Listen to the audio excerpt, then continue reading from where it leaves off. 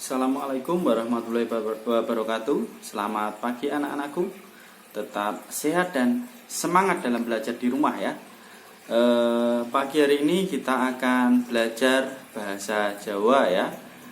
Pasinaon loro atau pasinaon 2 di bab 2 ini. Di sini kita akan belajar cerita tentang Yudhistira, ratu satriya sing ora bisa perang ya. Oke, langsung saja kita simak penjelasan dari bacaan tersebut. Oke, kali ini kita akan belajar dari buku Remen Basa Jawi kanggo SD utawa MI kelas 4. Yuk. Langsung saja kita bahas ya materi yang akan kita pelajari hari ini ya. Jadi hari ini kita akan belajar di pasinaon loro, temane tentang kejujuran. Nah, maca batin teks cerita wayang Yudhistira. Lah gandeng saiki tugase ana ing ngomah ya. Jadi tugasnya ada di rumah. Sehingga di sini akan saya bacakan, kemudian nanti sekalian akan saya artikan ya, maksudnya dalam bahasa Indonesia itu seperti apa. Yudhistira ratu sing ora gelem perang ya. Jadi ceritanya itu Yudhistira itu adalah seorang ratu ya, atau seorang raja ini sebenarnya, yang tidak mau, ora gelem itu yang tidak mau perang. Nah,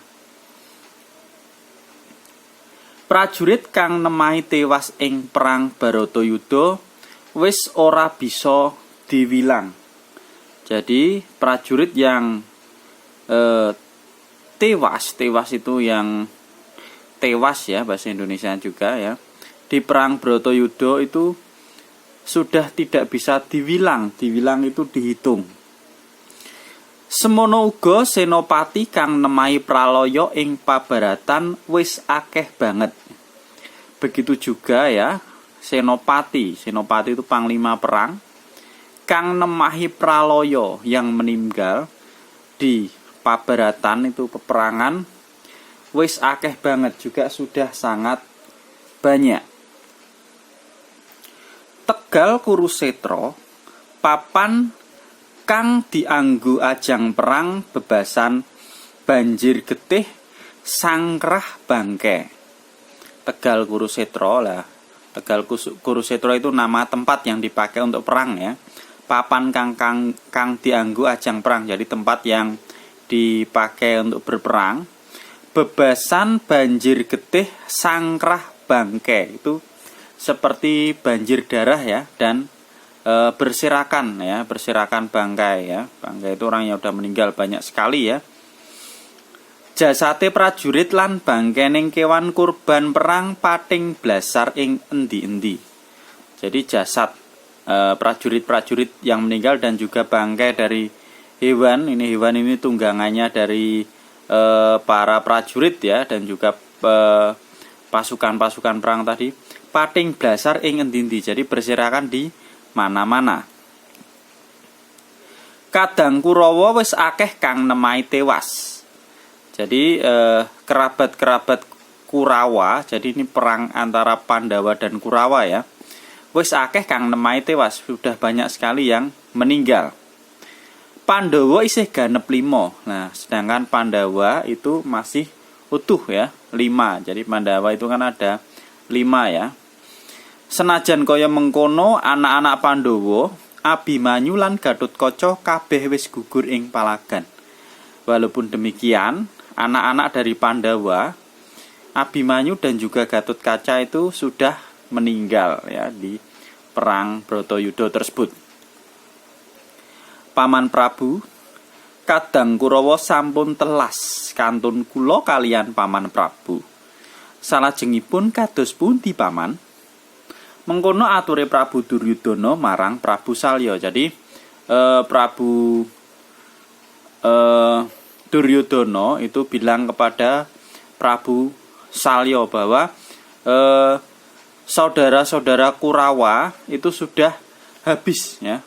Tinggal mereka berdua, yaitu Prabu Salya dan Prabu Duryudono. Nah, ini mereka sedang berdiskusi ya, enaknya mau seperti apa. Nah, kemudian Prabu Salyanya menjawab, "Inggih anak Prabu, kantun kula kalian panjenengan. Enjang menika pun bapa sampun ngrasuk busana sarwi pethak. Pratandha pun bapa sampun siaga madeg senopati anak Prabu." Nah, jadi tinggal saya dan kantun kula kalian panjenengan, berarti tinggal aku dan kamu ya, berarti bahasa Indonesia ya. Saya dan Anda. Enjang menika pun bapa sampun ngrasuk busana sarwi pethak. Jadi pagi ini ya, pun bapa itu sudah ngerasuk, itu berarti memakai busana sarwi pethak ya, pakaian sarwi pethak berarti putih-putih. Pethak itu artinya putih ya, semuanya warnanya putih. Pratandha pun bapa sampun siaga madeg senopati. Jadi pertanda bahwa pun bapa berarti ini Prabu Salya ya, intinya ya. Prabu Salya udah siap menjadi senopati atau panglima perang ya. Kasinggihan paman sumangga Purbawasesa kula aturaken. Nasib kraton Astina ing ngajeng wonten ing asta panjenengan paman.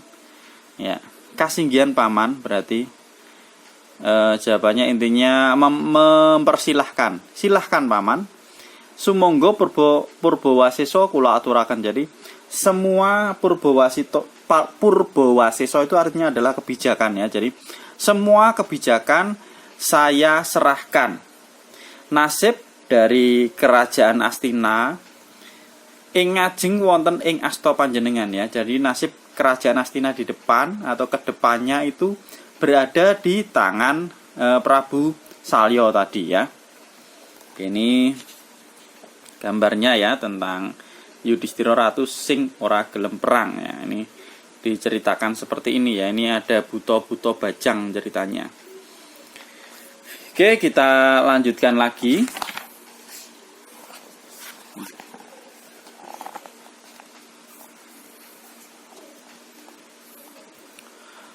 Kula nyuwun pamit anak Prabu ya. Jadi Prabu Salya tadi minta izin kepada Prabu Duryudono ya. Sebentar tadi siapa namanya ya, minta izin kepada ya Prabu Duryudono untuk menjadi panglima perang tadi ya.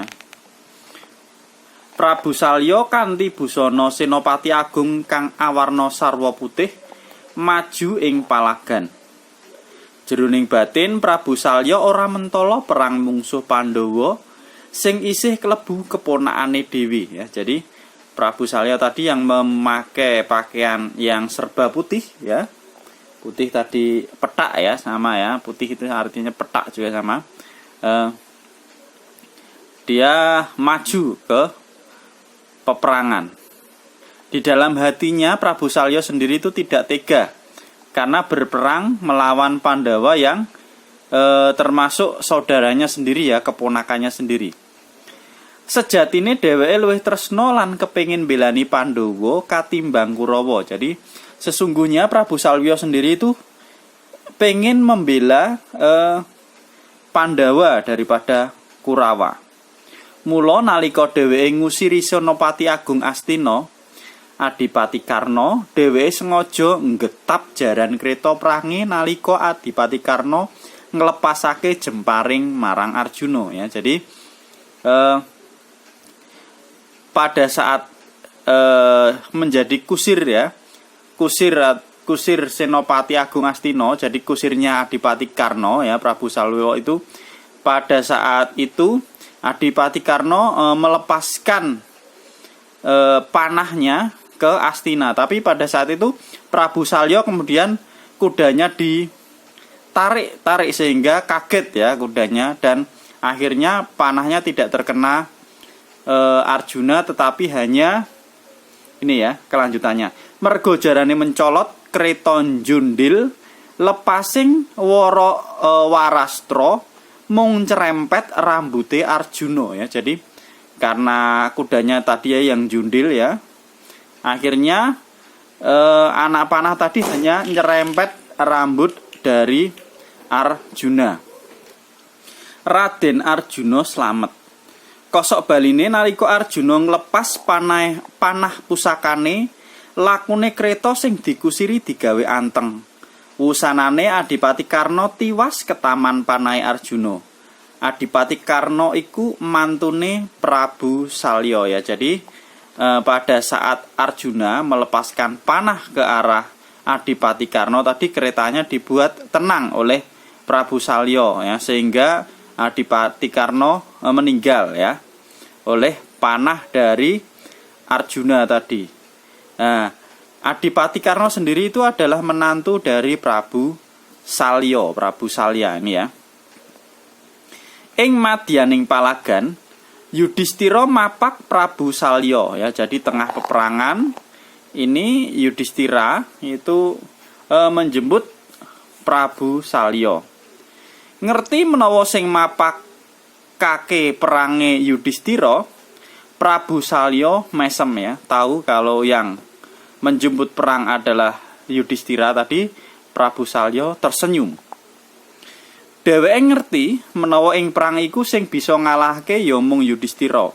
Merga Yudhistira duwe geteh putih ya. Jadi Prabu Salya tadi tahu ya, yang bisa mengalahkan Prabu Salya hanya Yudhistira yang punya darah putih.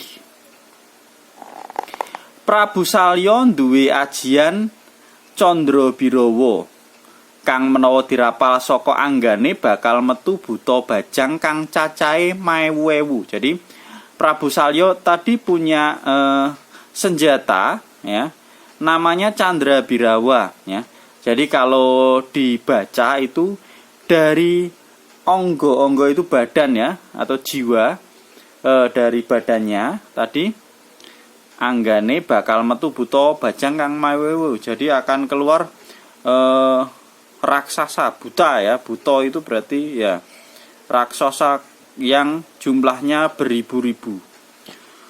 Buta bajang iku ora bisa mati lan bakal maju ngeroyok musuhe. Jadi raksasa-raksasa tadi itu tidak bisa meninggal ya, dan akan menyerang musuhnya. Mula menawa Prabu Salya maju perang, Pandhawa mesti bakal tumpes ya. Jadi karena raksasa yang jumlahnya banyak tadi, maka seandainya Prabu Salya itu maju perang, pasti Pandhawa akan habis. Dene sing bisa ngalahake ya mung satriya kang duweni getih putih, yaiku Yudhistira ya. Jadi yang bisa mengalahkan buta-buta bajang tadi hanya yang punya darah putih, yaitu Yudhistira. Buta-buta bajang iku sawise metu saka anggane Prabu Salya ora gelem mateni Yudhistira, nanging malah ngrewangi ya. Jadi raksasa tadi setelah keluar dari tubuh Prabu Salya tidak mau membunuh Yudhistira, tetapi malah membantu Yudhistira. Kosok balene kasektene Prabu Salya bakal ilang menawa buta-buta bajang iku wis metu saka anggane. Jadi sebaliknya ya, kesaktian dari Prabu Salya tadi akan hilang ya ketika para raksasa itu keluar dari tubuh Prabu Salya. Putraku, anak Prabu Yudhistira, wonten menapa anak Prabu majeng ing pabaratan? Pitakone marang Yudhistira. Jadi intinya Prabu Salya tadi bertanya, kenapa kok harus Yudhistira yang maju di peperangan? Inggih Bapa Paman, kula kapatah dados senopati agung Pandhawa. Kula badhe perang mapakaken Paman. Nah, ini ya. Jadi dijawab oleh Prabu Yudhistira ya. Iya, Paman ya. Saya diutus menjadi senopati atau panglima perang dari Pandawa. Saya akan berperang untuk menjemput paman. Monggo anak Prabu, kula mboten saged perang, paman. Lah lajeng kepripun anak Prabu? Narendra kok mboten saged perang? Jadi ini terjadi percakapan ya intinya. Silahkan kalau mau perang, ya, kata Prabu Salya. Kemudian Yudhisthiranya menjawab, saya tidak bisa perang, paman. Terus Prabu Salya menjawab, loh, lah lajeng kepripun anak Prabu? Lah selanjutnya gimana? Satria atau pahlawan kok tidak bisa berperang? Narendra kok mboten saged perang? Monggo kula pun pejahi mawon, paman. Kula lila legawa. Putra-putra Pandhawa sampun sami gugur. Kula ugi nrimo, paman. Nah, jadi si Yudhisthira ini malah pasrah untuk dibunuh oleh pamannya tadi. Jadi saya ikhlas, kula lila legawa, itu saya ikhlas, saya rela. Karena anak-anak dari Pandhawa tadi juga semuanya sudah meninggal dan saya juga menerimanya, paman. Nah, gitu. Oke, kelanjutannya. Wela, iki ana ratu kok jujur lan nrimo banget to. Ini ada seorang ratu kok jujur dan menerima. Inggih, paman. Iya, paman, jawab Yudhisthira. Prabu Salya mesem banjur ngrapal Aji Candra Birawa. Dheweke ngerti buta-buta bajang sing metu saka anggane ora bakal bisa mateni Yudhisthira ya. Jadi Prabu Salya tadi kemudian tersenyum dan membaca Aji Candra Birawa. Ya, jadi Prabu Salya tadi tahu bahwa raksasa tadi yang keluar dari tubuhnya itu tidak bisa membunuh Yudhisthira. Kosok baline sakwise buta-buta bajang iku metu saka anggane, dheweke bakal ilang kasektene. Kanthi mengkono dheweke mesti bakal gugur ing paprangan ya. Jadi sebaliknya tadi sebenarnya Prabu Salya itu sudah tahu ya kalau para raksasa keluar itu pasti kesaktiannya akan hilang. Nah, dengan begitu dia akan gugur atau akan meninggal ya. Tenan nalika buta-buta bajang iku ngerti Yudhisthira duweni getih putih, sakala buta-buta bajang iku sujud. Nah, ketika para raksasa itu tahu bahwa musuhnya yaitu Yudhisthira punya darah putih, maka para raksasa tadi tidak menyerang malah sujud ya. Wela iki gustiku dhewe. Gusti kula badhe nunggil sajiwa paduka kandhane. Nah, jadi malah para raksasa itu bilang, lah ini dia ya panutanku sendiri. Ya, saya mau menjadi satu dengan paduka ya, mau menjadi satu dengan Yudhisthira intinya. Bubar kondo mengkono buta-buta bajang kang cacahe mawewu iku nunggal raga karo Yudhisthira ya. Yudhisthira. Jadi setelah bilang begitu kemudian para raksasa tadi menyatu dengan Yudhisthira. Wusanane Prabu Salya Senopati Agung Astina nemai tewas gugur kena panai Janaka ya Arjuna. Nah, jadi setelah itu akhirnya Prabu Salya ya, yang menjadi senopati atau panglima perang dari Astina itu meninggal ya, terkena panah dari Janaka ya. Oke. Itu tadi cerita tentang Yudhisthira satriya ratu sing ora iso perang ya. Jadi intinya tadi dari cerita itu bahwa terjadi perang antara Prabu Salya dan Yudhisthira ya. Yang sesungguhnya Prabu Salya sendiri itu sudah tahu kalau dia akan kalah jika melawan Yudhisthira, tetapi dia tetap berusaha maju perang. Demikian pula Yudhisthira ya, walaupun dia tidak bisa perang ya, malah pasrah, tetapi karena sudah menjadi kewajibannya dia tetap maju ke peperangan ya. Demikian tadi anak-anakku sekalian ya, penjelasan dari bacaan Yudhisthira ratu satriya sing ora bisa perang ya.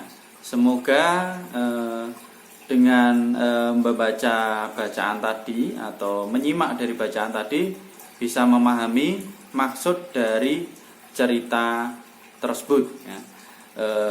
Bapak akhiri, Assalamualaikum warahmatullahi wabarakatuh. Tetap semangat belajar dari rumah.